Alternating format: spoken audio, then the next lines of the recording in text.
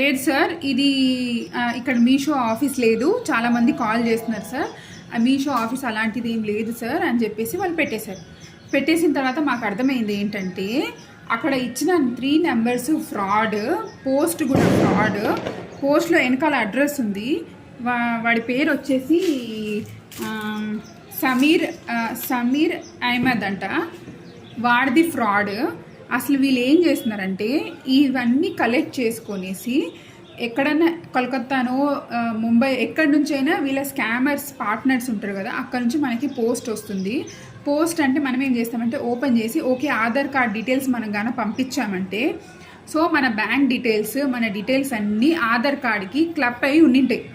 So వాడి చేతిలో కానీ ఆధార్ కార్డు కానీ వెళ్ళింది అనుకోండి, ఆటోమేటిక్గా మన బ్యాంక్ డీటెయిల్స్ ఉంటాయి. మన డీటెయిల్స్ అంటే మన పర్సనల్ డీటెయిల్స్ ఏమేమైతే ఉన్నాయో అవన్నీ ఉంటాయి. సో వాడు ఈజీగా స్కామ్ చేయొచ్చు మనల్ని.